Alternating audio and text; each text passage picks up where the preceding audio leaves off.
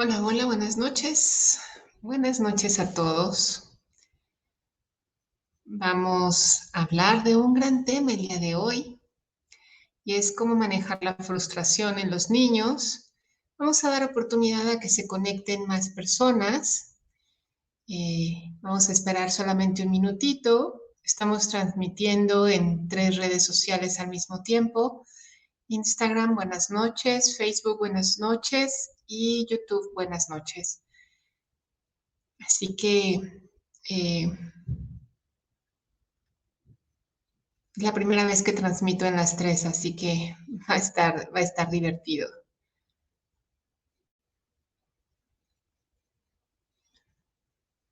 Vamos a esperar solamente un minuto y comenzamos con la información, que estoy segura que les va a generar valor.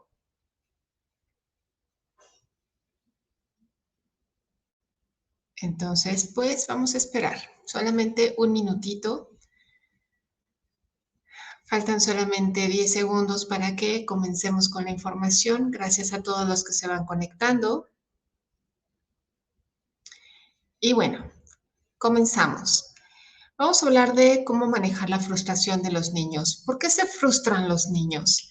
Normalmente se frustran cuando están haciendo algo y no les salen como ellos esperaban, o cuando también no están cumpliendo con las expectativas de las personas que están a su alrededor, que pueden ser padres, familiares, maestros, también genera frustración. Otra razón por la cual se frustran es porque empieza a haber comparaciones. Él se autocompara con otro niño y su desempeño, y esto también puede generar frustración. Entonces, ¿cómo trabajamos con la frustración de los niños? Lo primero que tendríamos que observar es si los niños están entendiendo las instrucciones correctamente. Porque en ocasiones utilizamos un lenguaje que desde nuestro punto de vista, ya sea como padres o incluso como maestros, creemos que los niños también entienden, pero a veces es un lenguaje muy elevado. Tenemos que bajar nuestro lenguaje a nivel de un niño para que él entienda exactamente las instrucciones que les estamos dando. Y también debemos ser claros y precisos, porque a veces somos muy ambiguos en lo que estamos tratando de pedirle al niño. Y te quiero dar un ejemplo. Uno de ellos es cuando le decimos al niño, pórtate bien. Es muy complejo para un niño entender qué significa portarse bien. Debes de ser claro y preciso de qué es exactamente lo que esperas de su conducta en un momento determinado, porque si no, él va a sacar su propia definición y probablemente no coincida con la tuya. Pero no va a coincidir con la tuya, pero sí va a tener un enojo, un castigo o algo que se le asemeje por no haber cumplido con tus expectativas. Entonces, es mucho mejor que seas claro y preciso acerca de qué es lo que quieres obtener de su conducta para que entonces el niño pueda darte lo que quieres. Y también con las instrucciones. Las instrucciones deben de ser claras y precisas para que tus hijos puedan ejecutar esa tarea que tú les estás pidiendo o esa actividad que les estás solicitando. El segundo punto por el cual se puede frustrar a un niño es porque, aunque entiende las instrucciones, ya las tiene claras, sabe qué es lo que tiene que hacer exactamente, es probable que no haya desarrollado las habilidades o las aptitudes necesarias para desarrollar esa actividad que le estás pidiendo. Eh, a veces creemos que los niños ya son aptos y les pedimos cosas que desde sus habilidades no son posibles todavía. Y te voy a dar un ejemplo que pasa muy seguido cuando son pequeños. Cuando son pequeños, si tú recuerdas, le dabas un vasito de agua y normalmente ese vasito de agua o se tiraba el agua o se le caía el besito o se le caía la botella. Y es porque su fuerza motriz todavía no es lo suficiente para agarrar el vasito de agua. Entonces, a veces les decimos, ya se te cayó otra vez el vaso de agua, pero no entendemos que motrizmente todavía no están capacitados para eso. Entonces, debes de asegurarte que tu hijo tenga la capacidad para desarrollar esa actividad que le está solicitando, porque si no la tiene, es probable que llegue la frustración. ¿Cómo puedes ayudarle a solucionar esto? Para eso requiere de acompañamiento. Cuando tú veas que las habilidades y cualidades de tus hijos todavía no están totalmente desarrolladas, van a necesitar de tu acompañamiento para que entonces le expliques una y otra vez cómo es que se tienen que realizar las cosas, hasta que él poco a poco vaya desarrollando esa capacidad. Recuerda, así como cuando aprendió a abrocharse las agujetas. Al principio no tenía toda la habilidad, no sabía cómo acomodar los deditos para agarrar la agujeta adecuadamente. Y tú estuviste acompañándole diciéndole va una orejita, va otra orejita, y parcialmente tu hijo fue desarrollando la habilidad hasta que finalmente logró abrocharse la agujeta. Entonces, cuando tu hijo no tiene la habilidad necesaria para desempeñar una actividad, es importante que lo estés acompañando frecuentemente. Otra cosa que es necesario es que, eh, es que respetes el ritmo de aprendizaje, porque no todos los niños tienen el mismo ritmo de aprendizaje. Y esto pasa muy seguido en las escuelas, que los niveles y ritmos de los niños son diferentes y a veces le exigimos a uno que sus capacidades, simplemente porque es una persona diferente, con talentos diferentes, habilidades diferentes, personalidad diferente, a veces le exigimos igual que a otra persona. Y eso puede generar frustración, sobre todo porque empezamos a comparar, el niño también se compara con otros y entonces se genera frustración porque el niño no está viendo que él avanza igual que su otro compañerito. Entonces, evitemos comparaciones con compañeros, evitemos comparaciones con hermanos, porque cada individuo es diferente y cada individuo tiene su propio ritmo de aprendizaje. Entonces, aprendamos a respetar el ritmo de aprendizaje de cada niño, que no es igual en ninguna de las personas. Entonces, eh, ayúdalo, acompáñalo para que aprenda a utilizar sus habilidades de manera correcta y evita comparaciones. Esto va a ayudar a que el niño no se frustre tanto. El tercer punto de por qué es que un niño se frustra es porque lo que le estás pidiendo es muy complejo. Cuando es muy complejo, lo más importante es que lo ayudes a dividir la actividad en pequeños problemas. Si es muy complejo, lo mejor es que lo dividas y que poco a poco vayan avanzando. Entonces, cumple una tarea, celebran ese cumplimiento de la tarea y pasan a la siguiente tarea. Es poco a poco. Un niño, su fracción de atención es muy pequeña. Normalmente la fracción de atención de un niño entre los 5 y los 8 años no va más allá de 10 minutos. Entonces, la recomendación es que una tarea compleja se la dividas en pequeñas actividades y que le des la opción de distraerse y jugar por momentos. Es decir, hace una parte de la tarea, juega un ratito, regresa, vuelve a hacer parte de su tarea y le das permiso de jugar. A esto se le llaman pequeños pomodoros en el mundo de los adultos. Entonces, ayúdale a tu hijo a cumplir esas pequeñas tareas y hacer que el problema grande se vuelva en pequeños retos. Ahora, otro de los puntos que es muy importante es la forma en la que se les entrega la información a los niños. ¿Por qué? Porque no todos los niños son iguales y en el aprendizaje influyen una serie de cosas. La forma en la que tú le entregas la información al niño, para mí hay una frase que me encantó y es que el aprendizaje debería de ser entregado al niño desde la mirada del que aprende, no del que instruye, no del que enseña.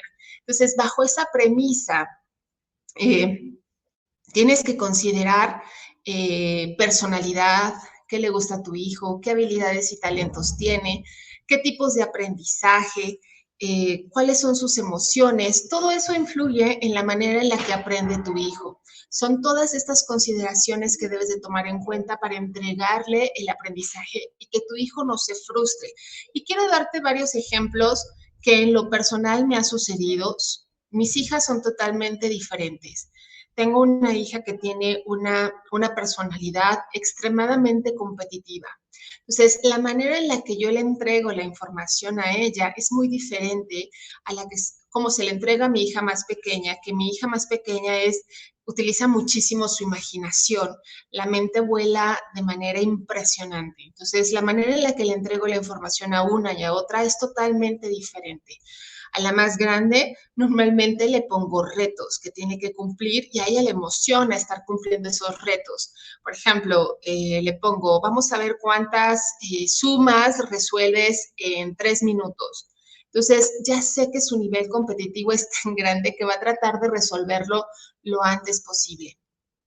En el caso de mi hija, la más pequeña, ella, como echa a volar su imaginación y todo lo quiere hacer con juego y con muñequitos, a ella le entrego la información de otra manera, como por ejemplo que imagínate que ella estaba aprendiendo la parte de las decenas y las centenas y entonces le construí un restaurante y los restaurantes eran de mesas de 10 personas. Entonces se trajo 10 muñequitos, bueno, se trajo varios muñequitos y todos tenían que llegar al restaurante y dependiendo, podían pedir una mesa de decena o una mesa de unidades. Entonces ella llegaba con sus muñequitos y decía, hola, ¿qué tal? Yo quiero una mesa de decenas. Y entonces se sentaba en la mesa de decenas. Y si era un muñequito unidad, se sentaba en la mesa de unidades.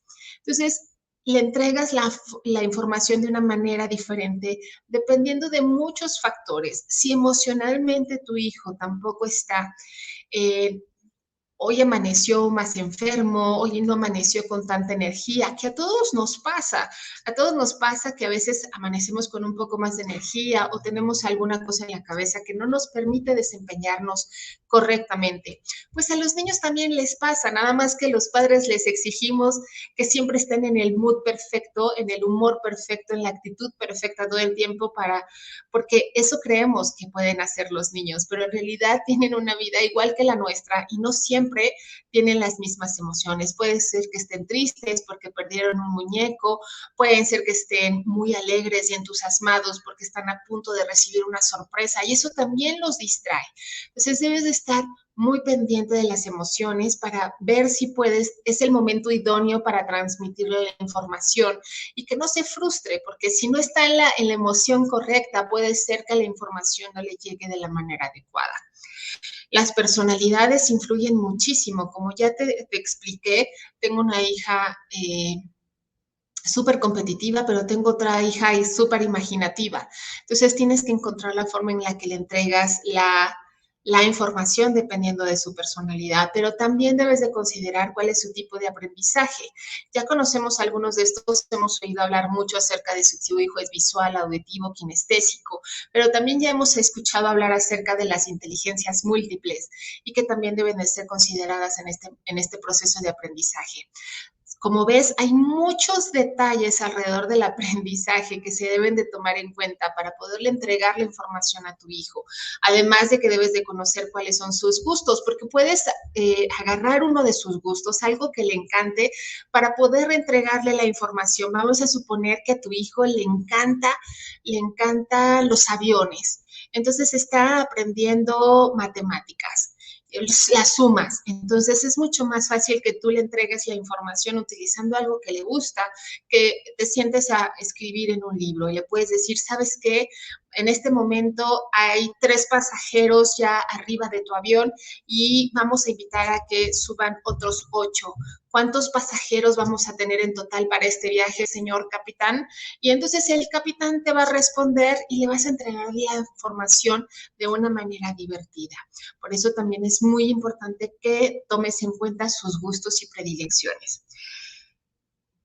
Entonces, ya hablamos de tipos de aprendizajes, nos falta también las habilidades y talentos. Hay cosas que tú sabes que a tu hijo se le va a facilitar porque eh, tiene el talento y la habilidad para hacerlo. Hay gente que es mejor para desempeñarse en las matemáticas, otros es mejor en la música, otros tal vez en la pintura, pero es muy importante que no asocies el ser con el desempeño. Tu hijo no es malo para las matemáticas, no es malo, simplemente no se desempeña con facilidad en las matemáticas, pero eso no significa que no pueda desarrollar habilidades para después desempeñarse correctamente en las matemáticas. Porque tu hijo no es malo en las matemáticas porque no es algo que él quiera. Créeme que tu hijo quiere tener un buen desempeño. Simplemente es que no tiene las habilidades, que no tiene los talentos o que no se le está entregando la información de manera adecuada.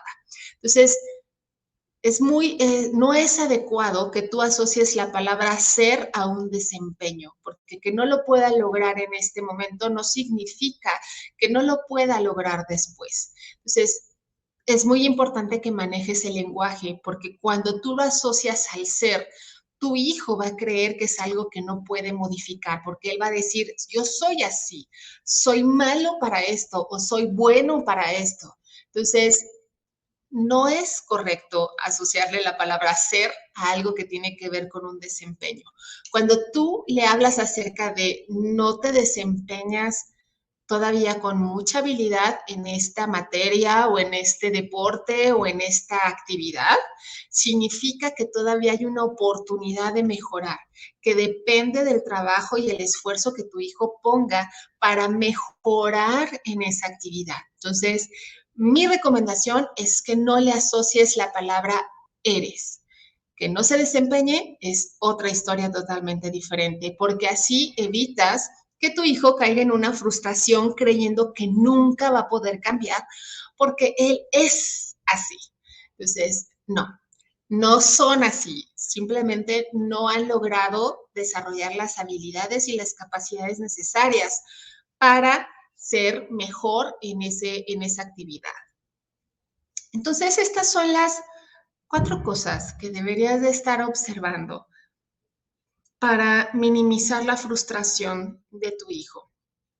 Te las voy a repetir rápidamente para que las tomes en cuenta. Lo primero es asegurarte que tu hijo está entendiendo las instrucciones, que les estás hablando con un lenguaje claro y preciso, no con el lenguaje de un adulto, con el lenguaje de un niño. Cuando me refiero a cosas claras, es que no es ambiguo la solicitud que le estás haciendo, que solamente tiene un significado claro.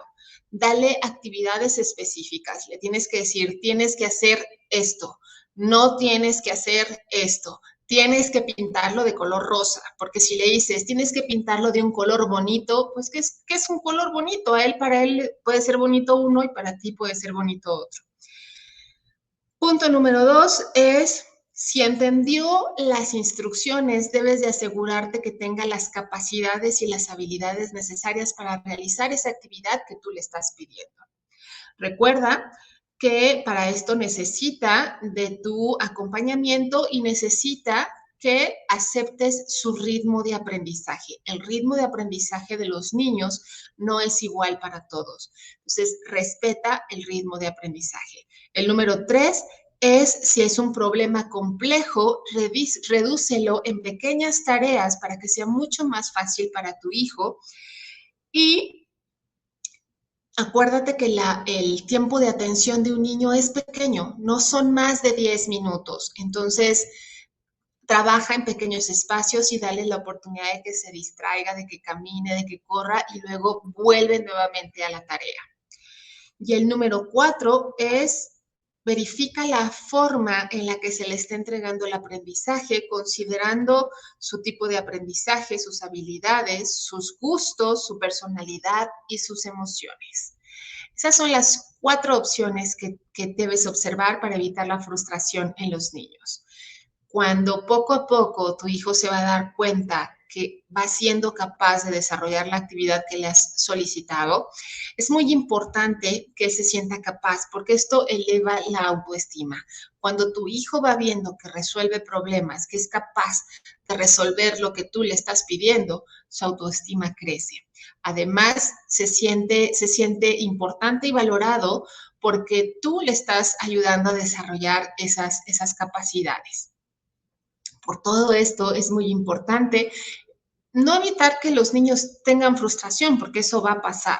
A todos nos pasa que nos frustramos cuando nos sale algo. Ese es Es imposible evitarlo, pero sí es fácil, si consideras estos 4 puntos, poder manejarlo, ayudarle a tus hijos a manejar la frustración. Entonces, no la evites, hazla consciente, dile, sí, entiendo que estés frustrado, a todos nos pasa porque normalmente las cosas no nos salen a la primera vez, pero vamos a trabajarlo juntos con las herramientas que te di, ya sabes qué considerar. Entonces, trabajas con tu hijo en conjunto para minimizar cada vez más sus frustraciones.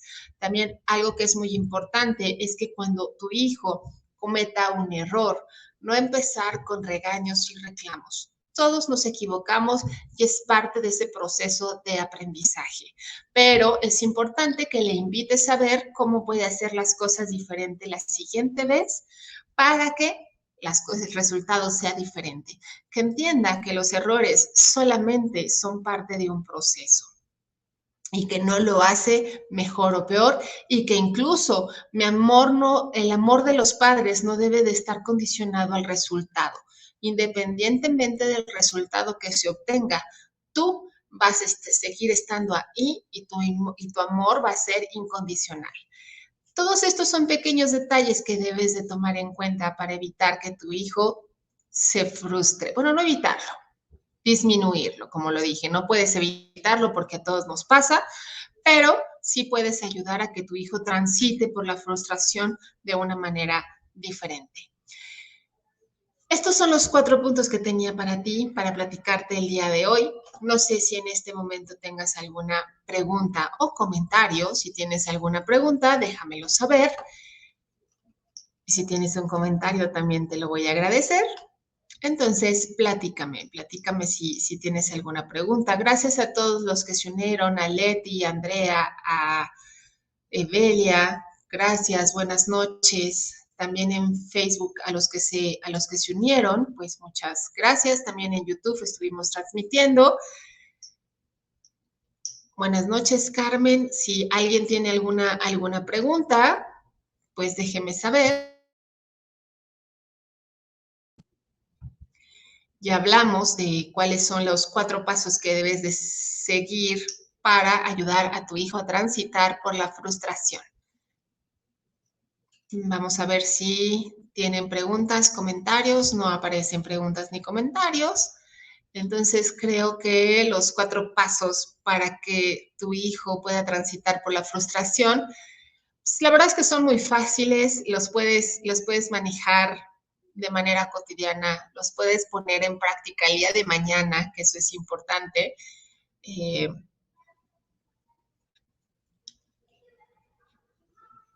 Bueno, gracias Evelia por tu pregunta. Me dice, ¿qué recomiendas hacer para calmar a una niña que está muy alterada porque se le puso un límite? En primer lugar, pues, tendría que saber cómo es el límite, porque normalmente la forma en la que nosotros ponemos los límites a un niño es de manera reactiva.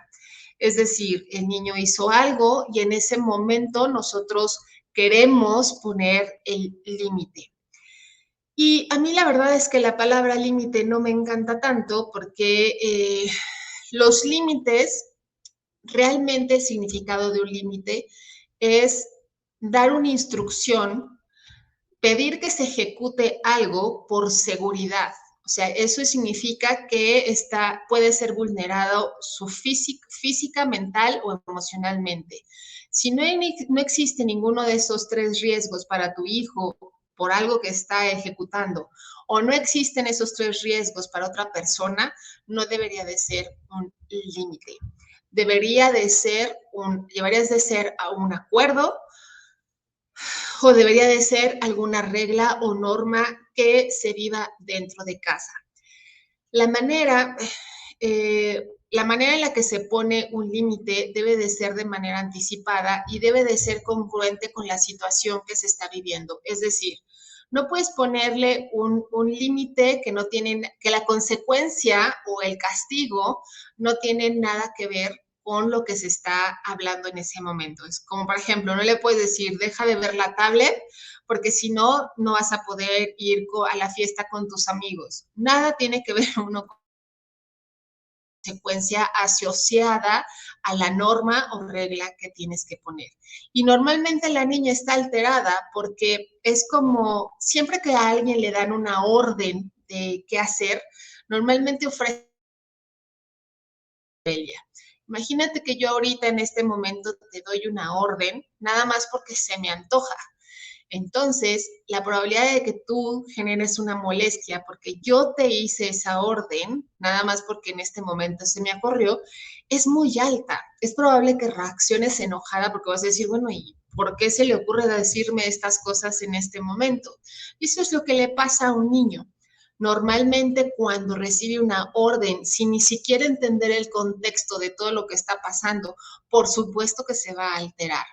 Mi recomendación es que veas cuál es el comportamiento de tu hija o que quieres cambiar y se construya un acuerdo en un momento en el que los dos, las dos o incluso la familia esté calmada y tranquila, porque puede ser que sea una regla que aplique a toda la familia, porque eso también sucede. A veces les pedimos a los niños que cumplan reglas, normas, límites que solamente aplican para ellos y tal vez no para el resto. Y eso es injusto desde la vista de un niño.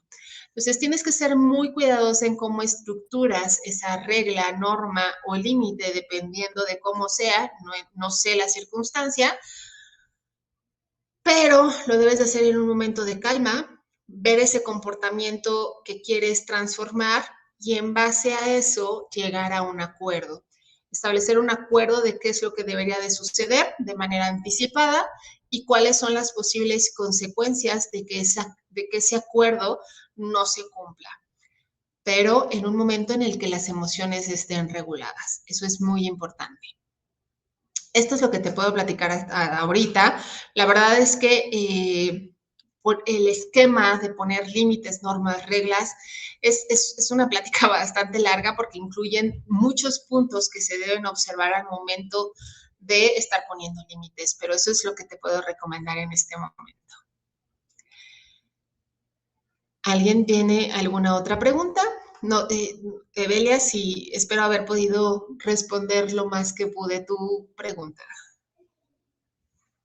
Si alguien tiene otra pregunta, de nada, Evelia. Si alguien tiene alguna otra pregunta, déjemelo saber antes de terminar con este pequeño live. Hoy fue pequeño porque me tocó, lo hice yo. Cuando tengo invitados, pues esto se va mucho más largo. Pero solamente quería compartirles esto que justamente vi hace poco en una sesión que tuve 1 a 1 y dije, creo que es importante que comparta los puntos necesarios para manejar la frustración en los niños. Si alguien más tiene una pregunta, déjenmelo saber. Y si no, los voy a invitar a que el próximo, no voy a hacer live el jueves, lo voy a cambiar al martes, pero quiero comentarles que tengo 2 lives la siguiente semana y la que sigue. Vamos a tener unos lives especiales. No es cierto, el próximo jueves sí hay live y luego vienen martes y martes para que estén al pendiente porque van a ser 3 lives muy, muy especiales que quiero compartir con ustedes para el cierre del año.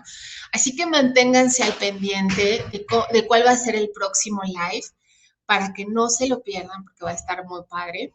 Sí voy a tener invitado, entonces acompáñenos al próximo live. Gracias a todos los que nos acompañaron el día de hoy. Gracias por las preguntas.